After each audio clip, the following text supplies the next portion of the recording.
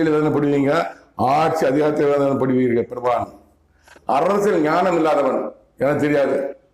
முதலமைச்சர் விஜய் அவருக்கு அரசியல் ஞானம் இல்லாதவன் என்று கடவுள் சொல்லியிருக்கார். கடவுள் வார்த்தை வார்த்தை அல்ல, அரசியல் அறிவு இல்லாதவன் பேசிய அரசியல் கிடையாது. நடிகர் தானே, அரசியல் அறிவு இல்லாதவன் கடவுள் சொன்ன வார்த்தை.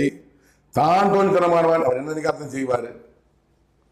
தன் எண்ணத்தை நிறைவேற்ற வேண்டும் நினைத்துக் கொண்டிருக்கிறவன். நம்ம என்ன நினைக்கிறோமோ அதை செய்ய நினைக்கிறவர். கடவுள் சொல்ல வார்த்தை என் வார்த்தை அல்ல. அவனுக்கு விரோதமாகவே நான் என் கருத்தை நின்று கொண்டிருக்கிறேன் முன்னர் சொல்லியிருக்காரு. முதலமைச்சர் விஜய்க்கு விரோதமாகவே கடவுள் கருத்தை நின்று கொண்டிருக்கிறார். 106 எம்எல்ஏக்கள் ஆதரவு இருந்தாலும் மக்கள் ஆதரவு எல்லாம் இருந்தாலும் வாழ்க வாழ்க வாழ்க விஜய் அங்கிள், விஜய் சார், விஜய் அண்ணா அப்படின்னு சொன்னாலுமே கடவுள் ஆதரவு உங்களுக்கு இல்லை.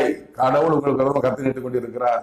உங்களுக்கு கெட்ட காலம் முதலமைச்சர் பதவி கொடுத்துருக்கலாம். முதலமைச்சருங்கிறது முழுக்கிடம் மலர்கிடம் அல்ல அப்படின்னு சொல்லிட்டு பல தடவை சொல்றேன். நான் முழுக்கிடம் குத்த ஆரம்பி